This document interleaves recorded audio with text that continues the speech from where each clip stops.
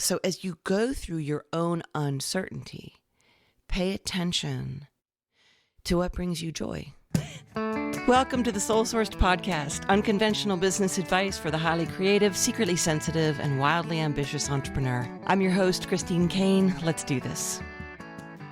Welcome, everyone. This is episode number 15 of the Soul Sourced Business Podcast. And our last podcast episode was called The Breakdown Before the Breakthrough.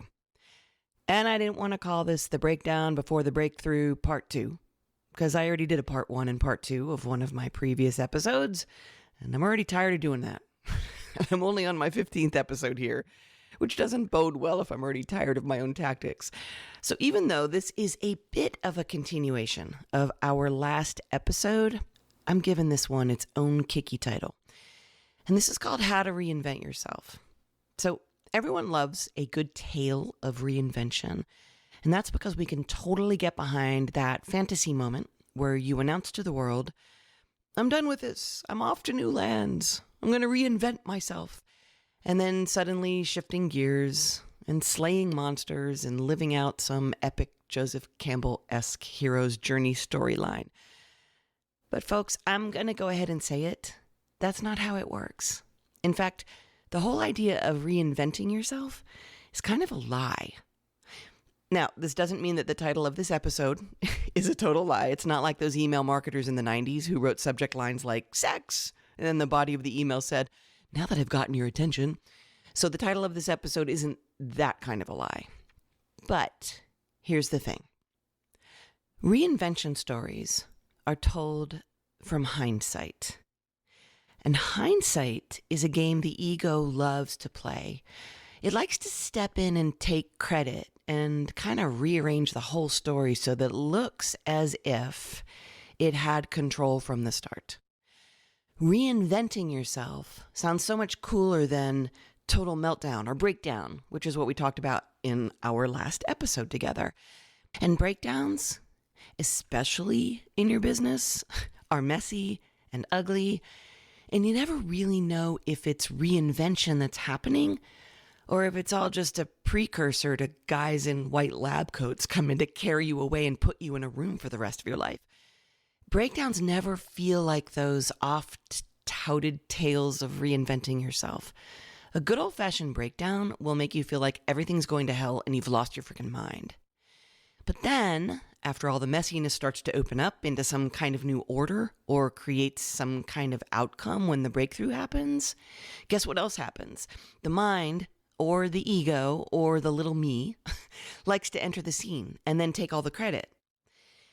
And that ego then tells the story as if it had planned this all along, which it makes it all much more palatable for your readers or your listeners or purchasers of your screenplay. That's because reinventing implies that there was a plan and a lot of control. And it gives others the illusion that they can do this too, while still maintaining a high degree of said control. My point is this: you don't and you can't know where a breakdown before a breakthrough is going to go. This will cause much gnashing of teeth, Old Testament style, but you have to eventually give in and trust and move forward. That's how you reinvent yourself and your business, but you ultimately have little control over what exactly is shifting. But in my experience, there are some key insights that can help you navigate the process of the dreaded unknown. So in this episode, I'm going to use my own life and business as a backdrop so that I can share with you some of the things that I did during one of my more epic breakdowns turned breakthrough. And yes, I could totally call it a reinvention, except that given what I just shared, that would make it sound like I was controlling any of it, which for a long while at least, I was not.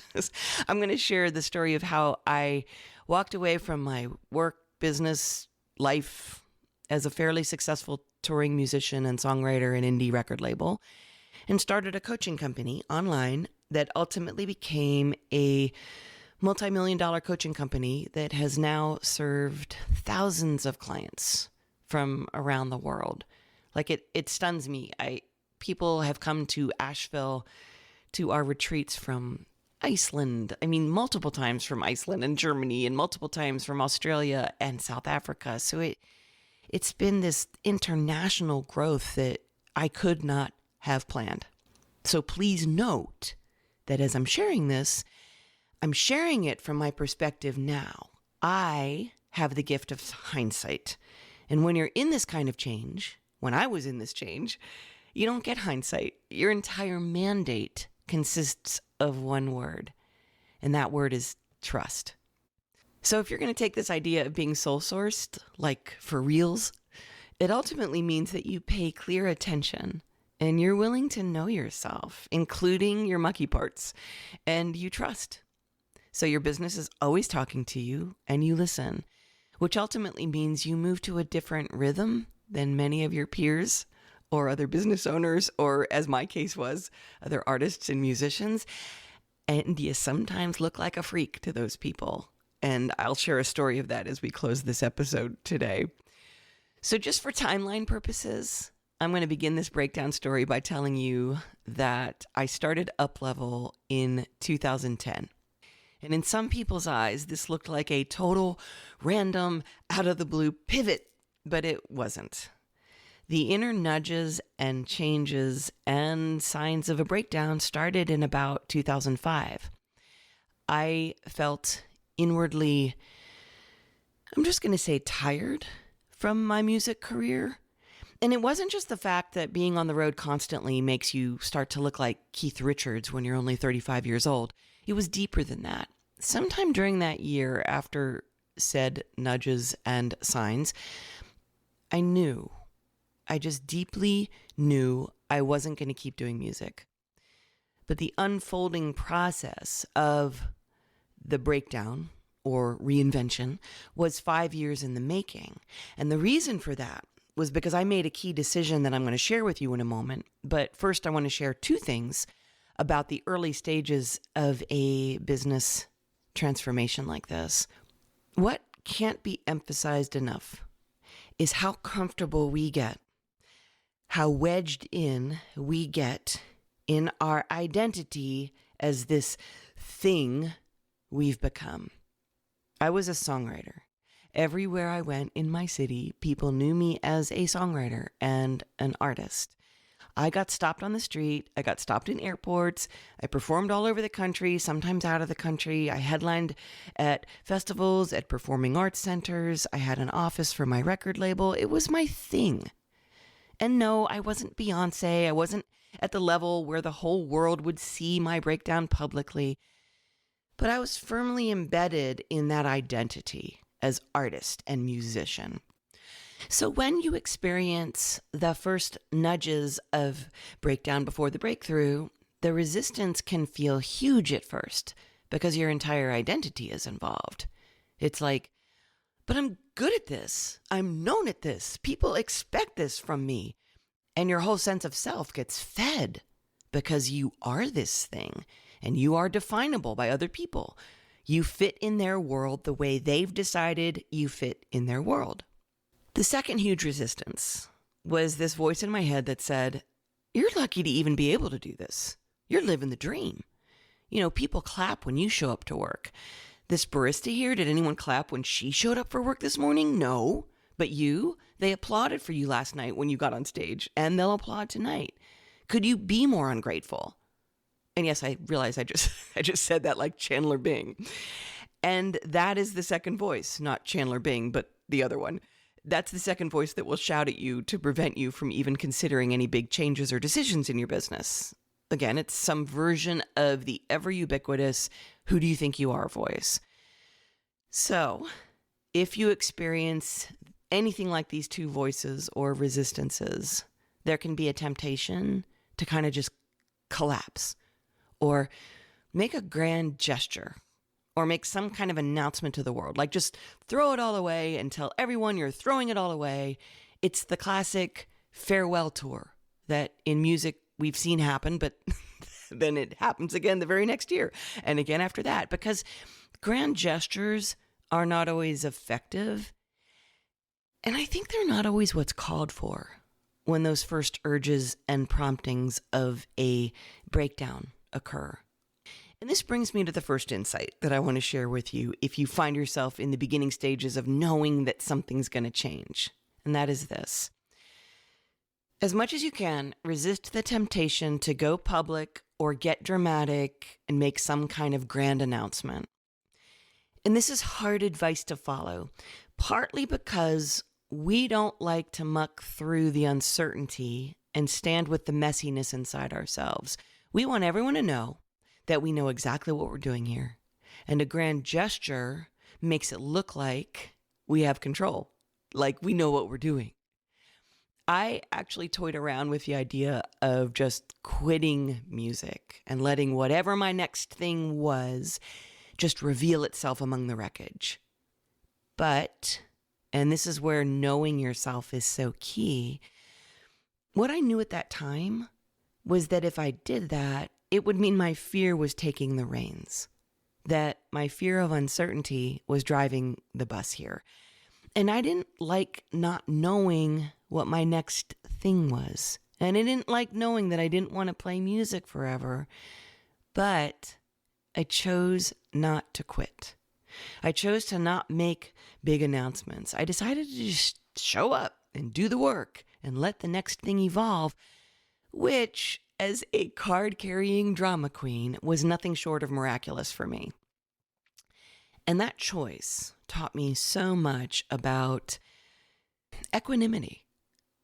And it's helped me help other people create their businesses and leave their jobs when the people in their lives thought they were crazy, and also help people navigate through the natural and normal changes in their businesses because I can hold that uncertain space for them when the rest of their world doesn't really like it. So the years that followed this awareness taught me a lot about not knowing and even about letting go of needing to know. And what I chose to do brings us to the second insight that I want to share with you. And that is that you can initiate an intention even as you're in the midst of what seems like a breakdown. All I did at this point was that I set a very gentle intention that some new direction was out there. And that was it. I just planted that seed. I didn't make a vision board because I wouldn't know what to put on it. And I didn't stop playing music either. I was still writing songs. But what I did do brings us to the next insight about breakdowns. And that is this. You want to bring a sense of wonder, of curiosity to your life, and just step into opportunities that feel fun or interesting or surprisingly compelling to you, like watch what you're attracted to. For me, what happened after I set that intention and I kept on performing and writing songs and doing showcases and showing up and all the usual stuff was that the next year, this was early in 2006, Derek Sivers, who at the time was still the owner of CD Baby and I was a CD Baby artist, Derek sent out an email, and I don't even remember what it said, like the content of the email, but he mentioned the word blog. And just to give you some context for that time, blogging wasn't a big thing at this point. It wasn't brand new. Like there had been people blogging since probably the 90s, I think, but it was new to a lot of the general public at this point. Like I remember asking my web guy about this, and I wanted him to turn my website into a WordPress site because I started just diving in and learning about blogs and going in and figuring it all out. And my web guy mocked me. Like he totally laughed at me and said, "Oh, bloggers are idiots and blogging's not going anywhere and this is ridiculous." And some of my friends who were musicians, they mocked me too. They raised their eyebrows like, "Blogging? That's what geeks do, or stupid people. You're an artist, you're a musician." And I had to really force and push my web guy, and I made him turn my site into a WordPress site, and I started blogging. And this was right before blogging totally took off. In fact, my web guy came back around the next year and thanked me because I changed his business, because as soon as other people started coming to him, he knew how to do WordPress. So when I started blogging, it resulted in some pretty interesting things. First off, I started writing, which I had always loved. And it wasn't just songs I loved. I just loved writing. And after my blog started up, my music sales on iTunes went up about 400%. And like I said, blogging was new. This is not a push to say blogging is what worked. I'm talking about something that tweaked my interest, and I did. And what happened was my music sales started growing. That was really cool. But even better was that I had been hosting these women's retreats for a few years at this point. And people who were fans of my music and on my list, they would come for these 3-day retreats here in Asheville. And I think at first I called them the Great Big Dreams retreats. And after I started blogging, some of the attendees at those retreats were people who only knew my blog and they didn't know my music at all, which was really weird for me at the time because I was known as a musician. And so I started offering more and more of these retreats as my blog audience grew. And then sometime in about 2008, I wrote an online program. It was a version of my retreats. I think it was called the Great Big Dreams Online Seminar or something like that.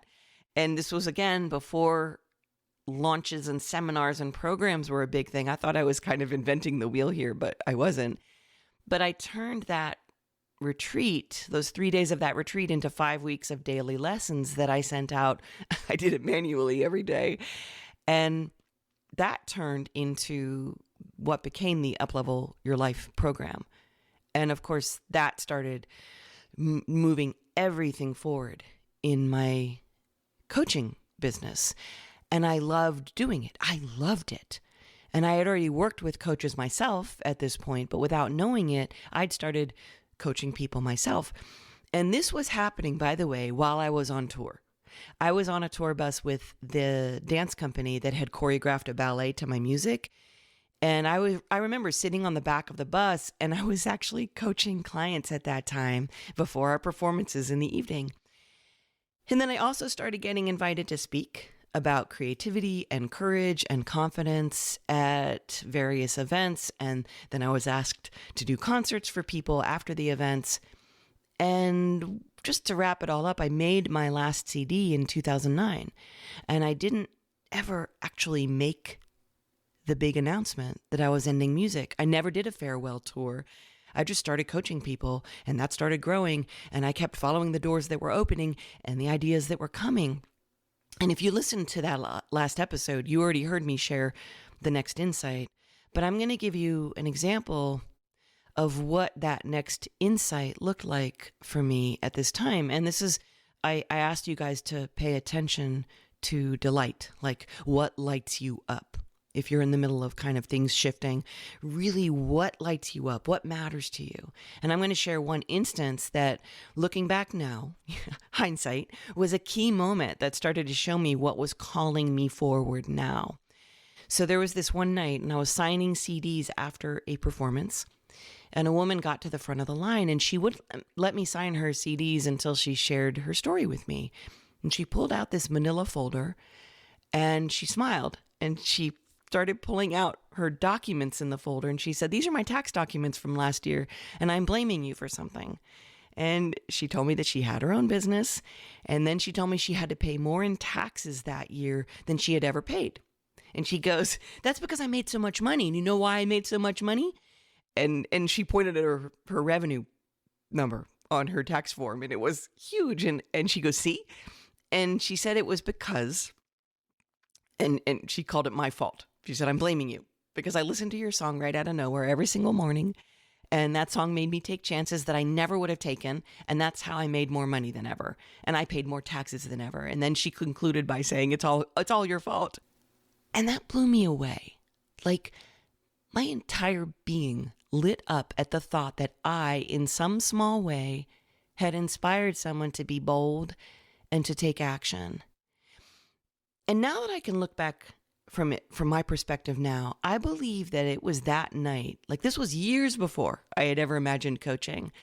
I believe it was that night that my coaching company started, because that delight stuck with me. I began to pay really close attention each time anyone shared similar stories with me about my music inspiring them. And by the way, I want to point out, I was not a motivational musician. I did not do any kind of rah-rah kind of you can do it sort of music. This is something that just started happening, that people started saying that something about me catalyzed them. That's what I was paying attention to. So as you go through your own uncertainty, pay attention to what brings you joy. And this is a tough one to teach. All of this kind of stuff is really tough to teach here because I'm teaching this linearly, because this is how teaching works. And when you teach, you try to set things up so that the brain can take it all in. But in reality, I can look back and it all looks like a lot of just random things that were loosely pointing the way. And for you, what I sense that it will feel like if you're in this place is that stuff starts nudging you and little doors start opening and you start following it. But at this point, it's really dangerous, I think, to try to grab it and make some kind of sense of it all. Because like I said, the mind or the ego wants to step in and turn it into something. And it really just needs to evolve. Like I can look back now and pinpoint that moment of blogging and that email from Derek as like, wow, that something triggered something in me. But if I had stepped in with my little grimy paws and said, this is going to be my next new big thing, it really wasn't. It kind of turned into that, but it was more led by just interest and tweaking and what's this all about? So it's a whole different energy. So if you've had a business for any number of years, you know that this is the opposite of what most of us do in a business, or what most of us are told to do in a business. What we are told to do is kind of a demand that we do top-down goal setting. We say things like, I'm going to do this big, huge thing, and here is my 5-year plan, and here is my 10-year plan. And sometimes that works. And for some people, that works. If you're not going through a huge transition and breakdown kind of a thing, that might work. But for me, it's actually never really driven me. It's not how I think. I've had a lot of business coaches, and they all seem to want to know my 5-year plan, my 10-year plan. And I was always supposed to dutifully shout out some timeline for some explosive success that I was predicting. I was going to kick the ass of each and every one of those 5 or 10 years. And you guys, if COVID has taught us anything, it's been that your 5-year plan is pretty hysterical when it comes right down to it. So all I want to really say here is that in the retelling of this reinvention story of mine, it can sound very Cinderella-like, but I will say that there is no arrival. I'm not sitting back and just, sitting in deck chairs drinking margaritas and having no challenges. There have been a lot of challenges that came with changing my own trajectory, not just in skill set, but also ego blows have been a part of it. Like I shared this with some of my clients and they thought it was hysterical, but just a few years ago, I was in a restaurant here in Asheville and I ran into a former president of a college that's here in Western North Carolina and his wife. And he and his wife knew my music because I performed at a summer-long festival that they had on their campus, and I taught there and I performed there. And they both walked up to me at this restaurant, and they kind of tilted their heads, and they're like, oh, we were so sad when you stopped playing music. Yeah. And then and I didn't say anything because I'm really, really attuned to just not trying to prove myself. I hate that side of myself. Like, I don't want that. I don't hate it, but it's just a natural thing. So I just sat and I said, yeah. and his wife tilted her head and she looks at me and she goes, we hear you're a life coach now. And it was almost like they wanted to say, could we give you a few bucks to get, maybe a bagel for yourself? It was like they were consoling me for my pathetic end. And that kind of thing in the music world, I've had people get irate with me. I've had people show up at my retreats and tell me how much they hated me when I started coaching. So the little ego blows you go through, those little identity blows that you go through can feel very real. And that goes right along with you trying to learn skill sets. Like, for me, it was hiring people and firing people and building a business. So there's not like some Cinderella end to this. You keep growing. You keep evolving.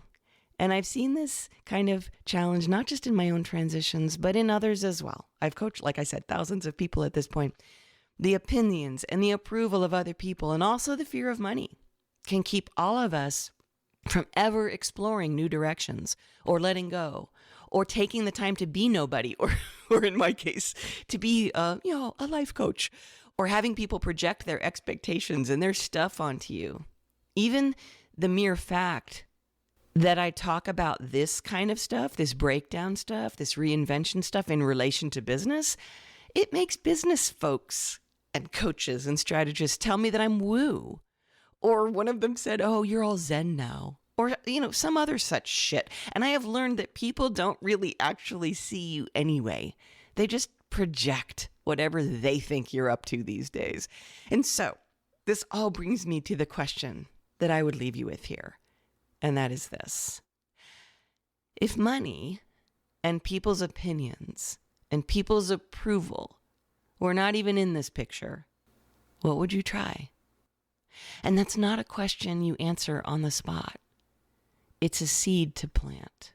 And this, of course, is talking to you if you're going through one of these sorts of breakdowns, which so many of us are right now. A lot of people are, because there is so much uncertainty right now. There is so much emotion right now.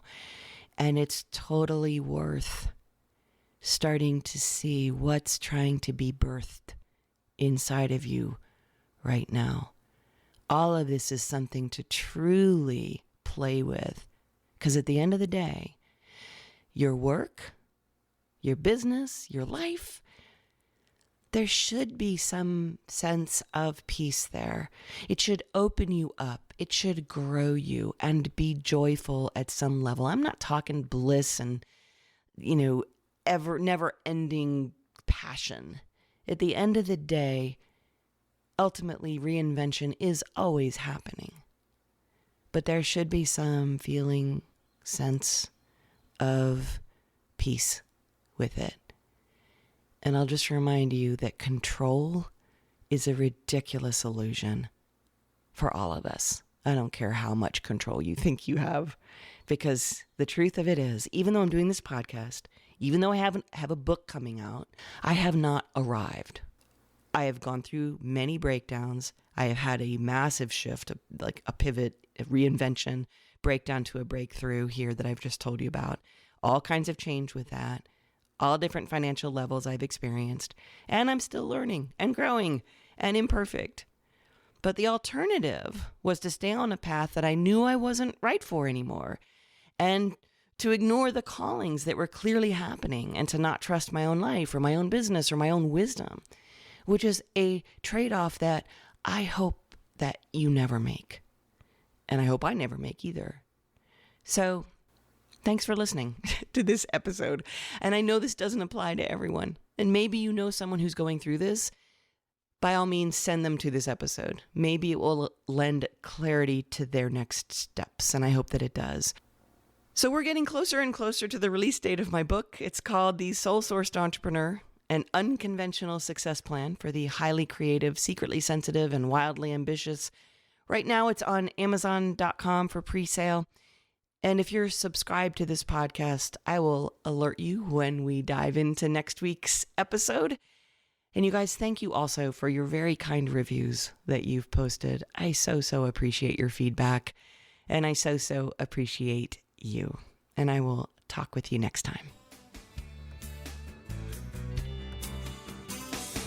All the boys in their business suits go golfing on the weekend. She gets annoyed, but the plain truth is that she just might end up like them.